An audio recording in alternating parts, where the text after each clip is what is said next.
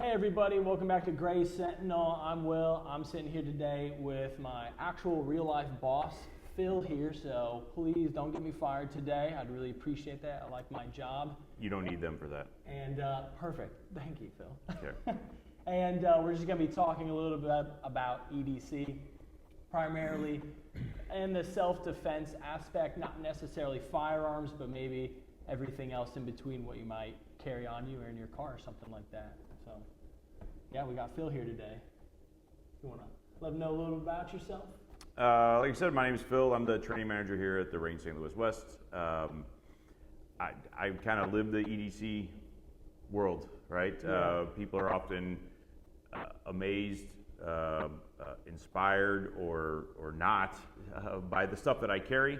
And I try to carry most things every day that we're going to talk about today. And I do my best to articulate to people why they should carry more stuff, and it's up to you to decide if it works for your lifestyle or not. And certainly there's things that I carry you don't need to, and things that I probably should carry that I don't.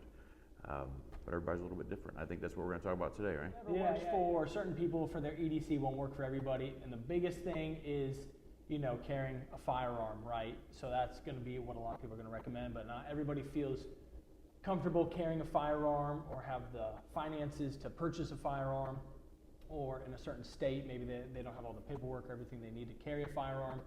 So I guess we could start there and just say, what do you carry if you're going somewhere with, say, a metal detector, if you're going somewhere that prohibits firearms? What are you trying to have on you? Well, I mean, if there's a metal detector, there's some things I can get away with and some things I can't, right? So, I think an important part of anybody's EDC is going to be a pocket knife. Mm-hmm. That could be for defensive reasons. That could also be because we're in a world of convenience where we order things from Amazon or from Gray Sentinel, and when boxes show up, we need to get into them right now because I want to see what my goodies are. So carrying a knife on me every day is an easy thing to do, but if I'm going someplace that has a metal detector, most of them aren't going to let me get through with this. Yeah. So if I need something that's a defensive tool, going someplace with a metal detector, I'm going to carry pepper spray. Yeah. That's probably the most common thing that I carry defensively that I can walk past most metal detectors with. If they make me empty my pockets, sometimes this one gets questioned. Sometimes they think it's a flashlight. Yeah. It just depends. So this particular one is not as standard looking of a pepper spray as something like this. So a lot of times these go into baskets and people don't know what they are. I never even thought of that. Yeah. People think it's a flashlight all the time. Pen is another one I've heard. If they don't ask me, I don't tell them. But if they tell me, or if they ask me, like, what is that? I'll tell them it's pepper spray, and sometimes they make me take it out, and sometimes they don't. Okay. Personal question. Pepper spray, pepper gel. Difference, pros, how do you feel about it? I very much prefer pepper gel over spray. Yeah. This is a spray. This is an aerosol spray.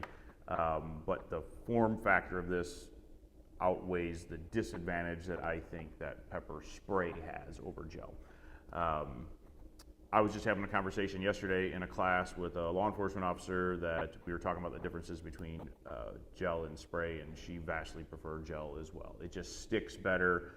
You don't get contaminated. If I spray somebody and you're somewhat in the vicinity with a spray, you're getting it too. I'm getting it, they're getting it. Right. If it's with a gel, you might get a very, very small amount. I might get a very small amount, but the bad guy's getting all of it. So it's, to use technical terms here, a silly string versus a cologne spray. Yeah, you could probably go there. Yeah, close enough, something Sure. like that. Okay. And the other big question too, and this is my own personal question, should you, say you do carry a firearm, and you are carrying a pocket knife and you do have a flashlight and some other intermittent devices. Sure. If the situation were to escalate, do you go to the intermittent devices, or would you recommend to go straight to the firearm? Say that the other person does provide a deadly weapon, whether it's a blunt object or a knife or something like that.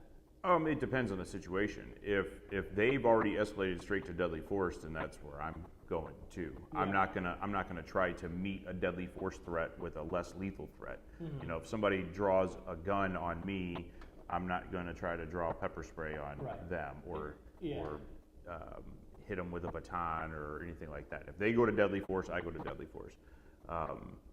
It's nice to have that option of something between my hands and the firearm. I like to have other options. In some cases, it can open you up to liability legally and stuff like that, and to have those tools. And some might say you have to go to those first. Yeah. I do not find that to be true. We'll have a big banner that says "Not Lawyers" Yes, or something. we are definitely not right lawyers. along the bottom. So don't take this to court, please. Yeah. Okay, so you're just gonna meet the situation deadly force with deadly force. Yeah, with the So- same level. I'm going to try not to exceed their level of threat to me, right?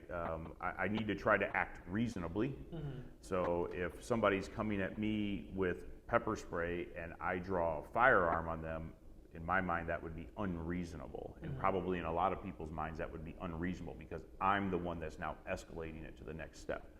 So if they come at me with deadly force, I can meet them with deadly force as well. Right. So they're the ones dictating the level Absolutely. of force. Yeah. So all you can do is just respond to it. Correct. Okay. And what do you never leave the house without? So we got our wallet, we got our keys, Ooh. we got our shades. Yeah, I got to have sunglasses. I mean, for me, chapstick. Chapstick, yeah. A part of the EDC. Chapstick falls in. Keys in the left pocket, pepper spray in the Oh right. no, this is. I got to have the big, gigantic Yeah, chapstick. yeah. I have a bit of an addiction to chapstick, so yeah, I can't leave home without chapstick. I'll have my EDC? car keys and chapstick if nothing else. Yeah. We'll leave the phone and everything else behind. Yes, yeah. That's awesome. And I do have a bit of a game for us to play. Oh no. I printed out a bunch of different handheld EDC options, and I'm just gonna ask you if you're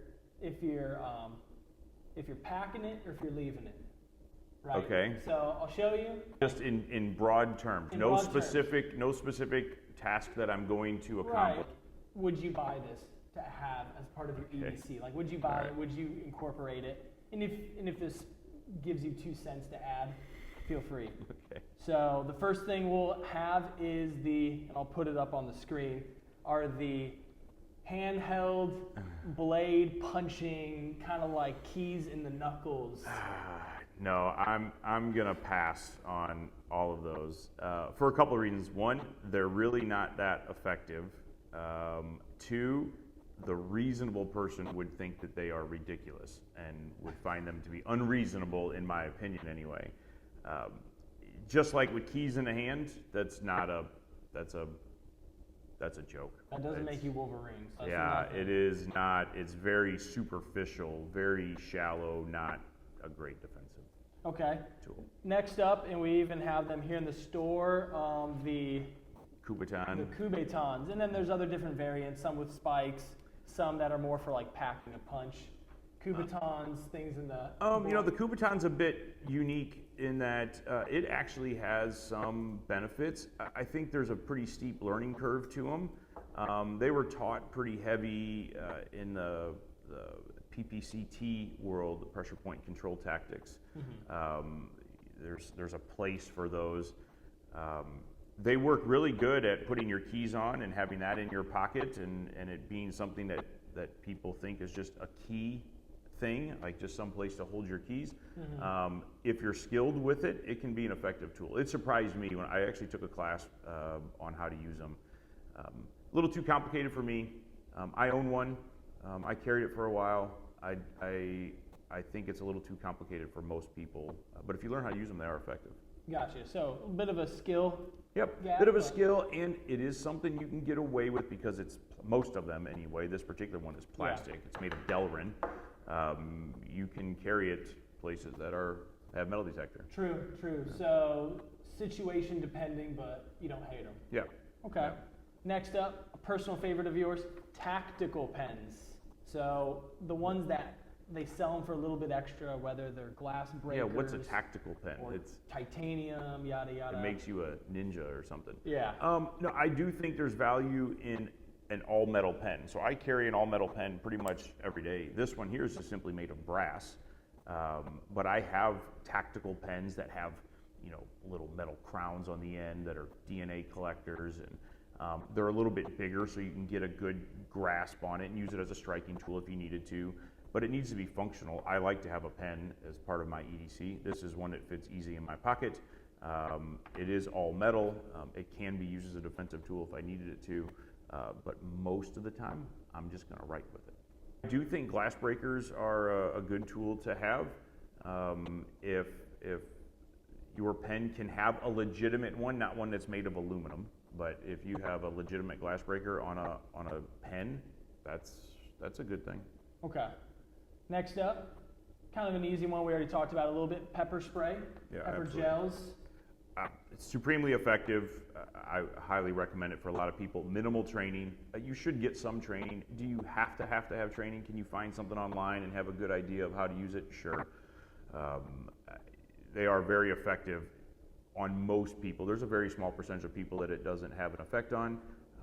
Stick with big name brands. Don't find the cheapest thing you can find at the gas station or on Amazon. Stick with Palm or Sabre or Asp. Those are some of the big name brands that are out there that would be reliable. All right, a bit of a curveball. Pepper spray in the shape of a firearm. This is an absolute no. Absolute no. Absolute no. Okay. I do not like those, period, end of story. They can very, very easily be confused as a gun. So if you pointed this at me, I could reasonably think that you are pointing a firearm at me, and that could be met with deadly force, and you have no intent on using deadly force against me. It could be really bad. Do not, simply my opinion, do not buy pepper spray that's in the shape of a gun. We'll add that one too. Also, my opinion. We'll have that like scrolling. Yeah, you need a lot of this, big warnings. Just Phil's opinion. Yeah, just Phil's opinion. Next up are going to be, and I know there's a difference between tasers and stun guns, and so the handheld ones where you press it into them and it tases them. Yeah, stun gun kind of thing. No, stay away. I don't like them. Yeah, they're again ineffective. Do they hurt if you get touched with one? Yeah, they do, very momentarily. For somebody who's enraged, I don't see it. Outside of it maybe going on their neck, I don't see it causing enough pain for most people. When we hold a women's self-defense class here, Elizabeth hits me with one of these every class, and it doesn't do anything to me. Right. It just kind of hurts a little. Yeah. Okay. Yep. Now, another bit of a curveball is going to be legit tasers themselves. I know that's also an option some people like to try to buy. Yeah, so a legit taser like this can be an effective tool. It's gonna, that does a little bit more than just hurt. It's going to incapacitate you, assuming everything goes perfect. This is one of the downsides of the taser, is it launches projectiles at you, and those projectiles have to embed themselves in your skin. And if you're wearing a big heavy coat or only one of the probe sticks and one doesn't, you're not getting the effect that you are anticipating, and it could cause a situation to escalate. So they are pretty expensive. There's maintenance required on them. I think for law enforcement, there's definitely very good application. For the armed citizen or defender, whether you're armed or not, I don't think they're a great tool. Gotcha. At that point, would you just recommend a firearm? I would. An often overlooked thing in this world is your hand-to-hand skills. Understanding striking or jiu-jitsu, something like that, is a huge skill to have that most people overlook. Yeah. You look for a tool to buy the skill.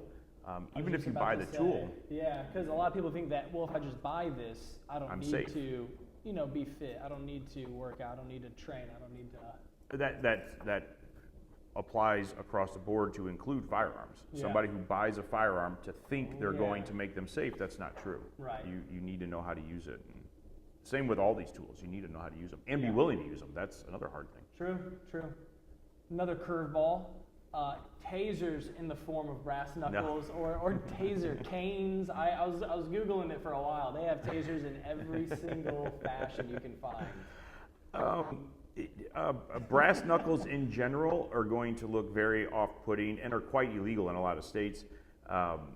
The reasonable person is going to see these and think that you're looking for trouble. Again, my opinion. And just the fact of adding a little bit of electricity to it doesn't help much. Because with these things, with a stun gun, that electricity has to stay on you. So just striking somebody with something that adds electricity,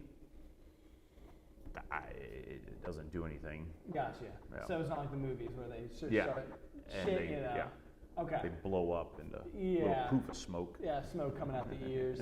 And then the last one is, brass knuckles. I added this one because tons of questions. Everybody assumes they're illegal, just like with switchblades, auto ejector knives, things like that. Yeah. So yeah, I would stay away from brass knuckles unless you're. that one's interesting. With the guns on it, yeah. Yeah, you.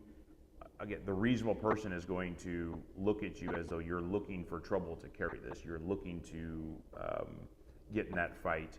It's not something that when you get in a fight that you have an opportunity to put on, right? You don't have an opportunity to get to your brass knuckles and get them slipped on to defend yourself. Right. This looks more offensive than defensive, and I just don't think they're I never even great thought idea. about that too, right? Because it's not like in the movies at the bar where you like slip on all your rings, Yeah. and then you're like cracking your knuckles, and you're like ready to pounce.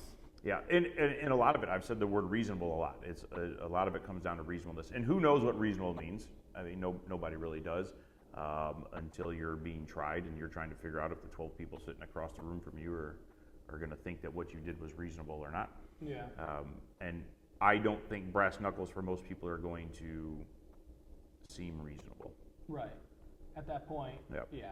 And I'd say at the end of this game, if you can, pick out your favorite one, and we'll have a discount on it on the website. So right now we're doing it live. My favorite, it'd be a toss-up between pepper spray and a pen, truthfully. Pepper spray and a pen, okay. Because pepper spray has more use defensively than a pen. Pen has some use defensively, but the pen has way more use for EDC, for everyday carry, for everyday use. Out of all these things, I'd have a hard time picking between those two for my one. But let's do pepper spray. We'll do the pepper spray, okay. Yep. If you guys use Phil5, 5% off pepper spray once this video goes up. I did that for you. Yeah, he thought, which one's more expensive? Yeah. I'll try to save you guys a little bit of money. That's all I got today. Phil, if there's anything you could leave somebody who's watching this who is wanting to have a thing in their pocket, what would you leave them with? Little words of wisdom. Learn skill. You can't buy skill. Learn skill, you can't buy skill. That's what I would say. That's the biggest thing. If you put something in your pocket and think that it makes you safe, you're wrong. You need to know how to, those tools can help you, but you need to know how to use them.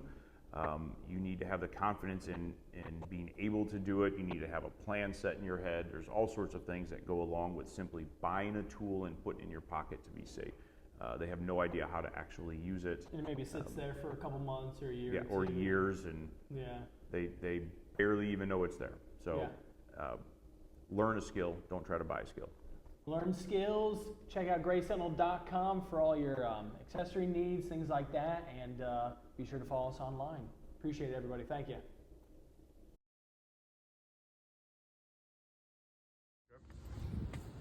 Well, right now the back of my truck's a little light, but this is very typical for me as a soccer dad and mountain biking dad of stuff I keep in my truck. I always keep medical of some sort, depending on what I'm doing. This is a kit that stays in my truck all the time. If I'm going somewhere, if I'm doing some off-roading or something like that, I have a bigger kit that I throw in here. But this is my everyday kit, just with everyday essential trauma stuff. Flashlight, just because flashlights are good. This particular one's made by Asp, so I can actually, in the dark, I can just turn it on and light up stuff in my truck. Nice. I keep in here. I keep a jump box for jump starting either myself or family or whatever.